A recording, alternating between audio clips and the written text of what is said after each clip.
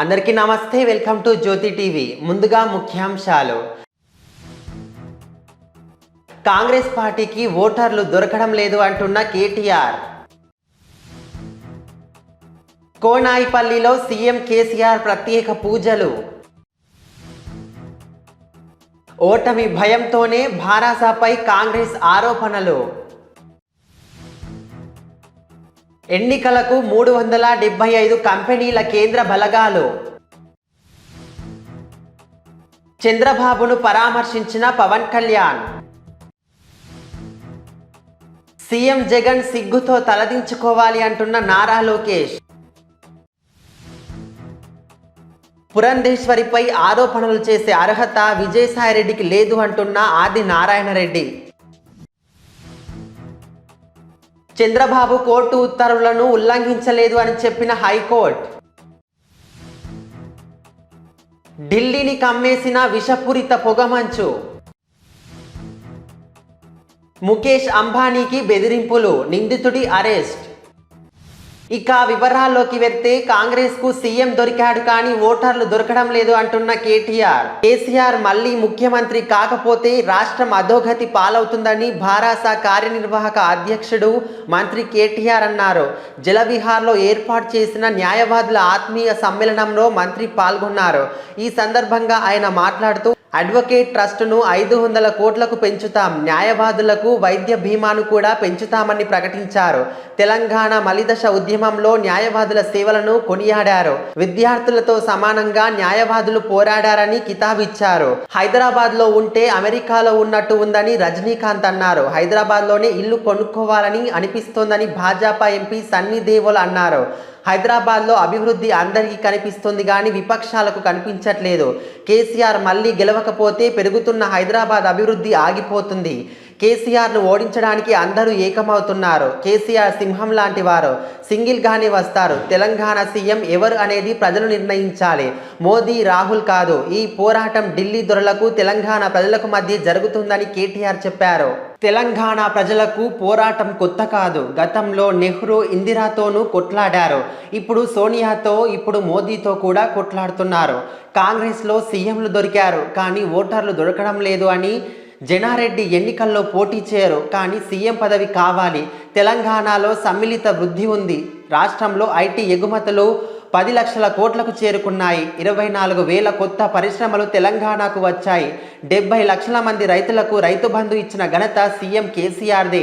హైదరాబాద్లో పెట్టాలనుకున్న ఫాక్స్కాన్ సంస్థను కర్ణాటకలో పెట్టాలని, తెలంగాణలో వచ్చేది కాంగ్రెస్ ప్రభుత్వమే అని డీకే శివకుమార్ ఆ సంస్థకు లేఖ రాశారు. కాంగ్రెస్ అధికారంలోకి వస్తే రాష్ట్రంలో పరిశ్రమలన్నీ కర్ణాటకకు పోతాయని మంత్రి కేటీఆర్ విమర్శించారు.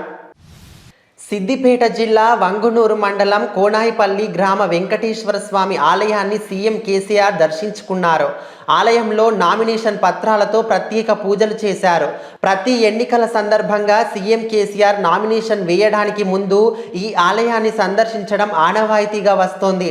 నామినేషన్ పత్రాలతో ఆలయంలో ప్రత్యేక పూజలు చేసి విజయాన్ని ప్రసాదించాలని ఆయన వేడుకుంటారు. ఈ ఎన్నికల్లో గజ్వేల్, కామారెడ్డి అసెంబ్లీ నియోజకవర్గాల నుంచి బరిలోకి దిగుతున్న కేసీఆర్ తాను దాఖలు చేయనున్న నామినేషన్ పత్రాలకు పూజలు చేశారు.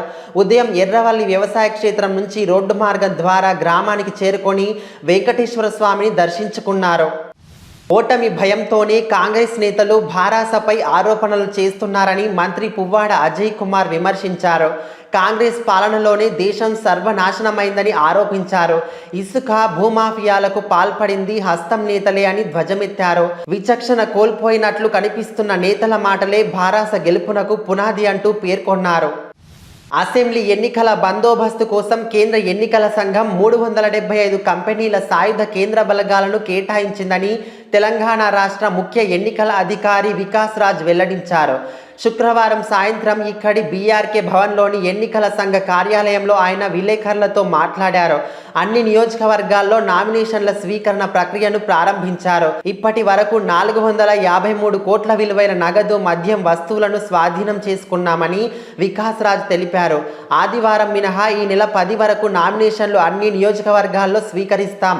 రాష్ట్రంలో ఓటర్ల సంఖ్య 3,21,88,753కు చేరింది. తేలింది. 18 నుంచి 19 సంవత్సరాల వయసు వారు 9,10,810 మందికి ఓటు హక్కు వచ్చిందని ఆయన చెప్పారు.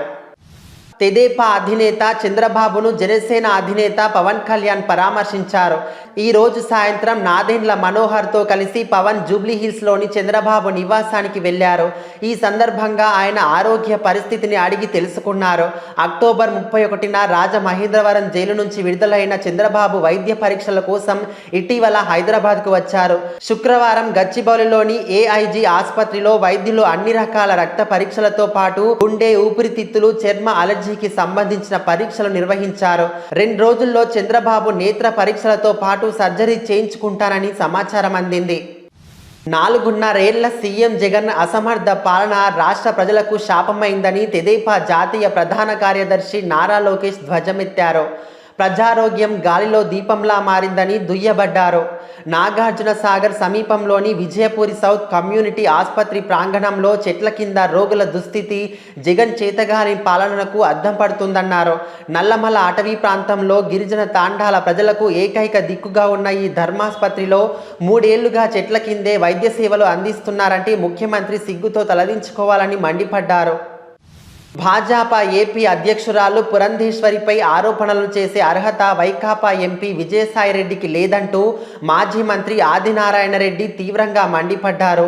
విజయసాయిరెడ్డి బంధువులకు మద్యం కుంభకోణంలో ప్రమేయం ఉన్న మాట వాస్తవం కాదా అని ప్రశ్నించారు. కడపలో ఏర్పాటు చేసిన మీడియా సమావేశంలో ఆయన మాట్లాడుతూ అక్రమ ఆస్తులపై సిబిఐ, ఈడీ కేసుల్లో 10 ఏళ్లుగా బెయిలుపై బయట తిరుగుతున్న సీఎం జగన్, విజయసాయిరెడ్డి ప్రజలకు ఏం సమాధానం చెప్తారని ఆయన నిలదీశారు. మధ్యంతర బెయిల్ మంజూరయ్యాక జైలు నుంచి విడుదలైన తెదేపా అధినేత చంద్రబాబు కోర్టు షరతులను ఉల్లంఘించలేదని హైకోర్టు తేల్చి చెప్పింది. చంద్రబాబు ఇంటి వద్ద కార్యకలాపాల పరిశీలనకు 2 డీఎస్పీలను అనుమతించాలని సిఐడి చేసిన అభ్యర్థనను తోసిపుచ్చింది. మధ్యంతర బెయిల్ మంజూరు సందర్భంగా అక్టోబర్ 31న విధించిన షరతులకు అదనంగా స్కిల్ కేసు గురించి బహిరంగ వ్యాఖ్యలు చేయొద్దని, ర్యాలీలు, బహిరంగ సమావేశాల్లో పాల్గొనవద్దని చంద్రబాబుకు షరతులు విధించింది. సిఐడి వేసిన అనుబంధ పిటిషన్లో నిర్ణయాన్ని హైకోర్టు న్యాయమూర్తి జస్టిస్ మల్లికార్జునరావు శుక్రవారం వెల్లడించారు. చంద్రబాబుకు మధ్యంతర బెయిల్ ఇచ్చాక హైకోర్టులో సిఐడి అనుబంధ పిటిషన్ దాఖలు చేసి షరతులు విధించాలని కోరింది. దేశ రాజధాని ఢిల్లీ కాలుష్యం కొరల మధ్య నలిగిపోతుంది. వరుసగా 3వ రోజు వాయు కాలుష్యం అతి తీవ్ర స్థాయిలోనే ఉంది. ఈ రోజు ఉదయం వాయు నాణ్యత సూచి 504కు చేరింది. అయితే జహంగీర్పురి ప్రాంతంలో ఈ సూచి 702, సోనియా విహార్లో 618కి పడిపోవడం పరిస్థితి తీవ్రతను వెల్లడిస్తోంది. విషపూరిత పొగమంచు దేశ రాజధానిని కమ్మేసింది. ఈ పరిస్థితుల మధ్య ఆటగాళ్ల ఆరోగ్యాన్ని దృష్టిలో ఉంచుకొని బంగ్లాదేశ్ క్రికెట్ జట్టు ట్రైనింగ్ సెషన్ను రద్దు చేసుకుంది. ప్రముఖ పారిశ్రామికవేత్త రిలయన్స్ ఇండస్ట్రీస్ అధినేత ముఖేష్ అంబానీకి ఇటీవల వరుసగా బెదిరింపు మెయిల్స్ వచ్చిన విషయం అందరికీ తెలిసిందే. ఈ కేసులో దర్యాప్తు చేపట్టిన ముంబై పోలీసులు ఓ నిందితుడిని అరెస్ట్ చేశారు. ఈ కేసులో నిందితుడిని 19 ఏళ్ల గణేష్ రమేష్ వనపర్తిగా గుర్తించిన పోలీసులు అతడిని తెలంగాణ నుంచి అరెస్ట్ చేసినట్లు తెలిపారు. అనంతరం అతడిని కోర్టులో హాజరుపరచగా న్యాయస్థానం నవంబర్ 8వ తేదీ వరకు అతడిని పోలీసులు కస్టడీకి అప్పగించింది. పశ్చిమ గోదావరి జిల్లా భీమవరం పట్టణం డీమార్ట్ సమీపంలో స్వామి అయ్యప్ప సేవా సమితి ఆధ్వర్యంలో అయ్యప్ప దీక్షాపరులకు భవానీలు, శివమాల, గోవిందమాల, హనుమాన్మాలలు ధరించిన స్వాములందరికీ అన్నదాన కార్యక్రమం గత 13 రోజులుగా నిర్వహిస్తున్న సేవా సమితి సభ్యులను విజ్ఞాన వేదిక సేవా సంస్థ అధ్యక్షులు అల్లు శ్రీనివాస్ ఆధ్వర్యంలో సత్కరించారు. ఈ కార్యక్రమానికి ముఖ్య అతిథిగా ఆర్ఎస్ఎస్ ఉభయ గోదావరి జిల్లాల సంచాలక్ మంతెన రామచంద్రరాజు విచ్చేసి సేవా సమితి సభ్యులను సత్కరించి మాట్లాడుతూ హిందూ ధర్మం మతం కాదని, మంచి సంస్కృతి అని, వివిధ మాలలు ధరించిన దీక్షాపరులను ఒకే వేదిక వద్దకు చేర్చి మధ్యాహ్న వేళల్లో వారికి అన్నదానం కార్యక్రమం ద్వారా అన్న ప్రసాదం అందిస్తున్న సేవా సమితి వారికి ఇటువంటి యజ్ఞ కార్యక్రమానికి సహకరిస్తున్న దాతలకు ధన్యవాదాలు తెలిపారు. నిర్వాహకులు అల్లు శ్రీనివాస్ మాట్లాడుతూ కొండ ఉదయ బాలాజీ స్వామి ఆలోచన మేరకు మిత్రుల సహకారంతో సేవా సమితి ఏర్పాటు చేసుకుని దాతల సహకారంతో 5 500 మంది స్వాములతో ప్రారంభించిన దీక్ష కార్యక్రమం నేటికి 1600 మందికి చేరుకుందని, డిసెంబర్ 12 వరకు అన్నప్రసాద వితరణ కార్యక్రమం జరుగుతుందని నిర్వాహకులు కొండ ఉదయ్ బాలాజీతో పాటు అనిశెట్టి మురళీకృష్ణ, తోట రామకృష్ణ, కొల్లి హరిప్రసాద్, నల్లా వీరభద్రరావు, ఎం సుబ్బు, మోహన్ గంగరాజు, పోతినేడి సురేష్, తోట సురేష్, మెంటే మనోజ్ బాబు తదితరులు పాల్గొన్నారు. మన భారతీయ ఆలోచన ఇది, మన హిందుత్వ ఆలోచన ఇది. అందరూ సుఖంగా ఉండాలి, ఎవరికి ఏ బాధలు ఉండకూడదు, ఎవరికి కష్టాలు కలగకూడదు, ఒకరి పట్ల ఒకరికి ఎవరికి ద్వేషం ఉండకూడదు అని మనం ప్రపంచం అంతా బాగుండాలని కోరుకున్నది ఒక భారతదేశం యొక్క హిందూ సనాతన ధర్మం మాత్రమే. ఇంతటితో వార్తలు సమాప్తం. జ్యోతి టీవీని లైక్ చేయండి, షేర్ చేయండి, సబ్స్క్రైబ్ చేయండి. ధన్యవాదాలు.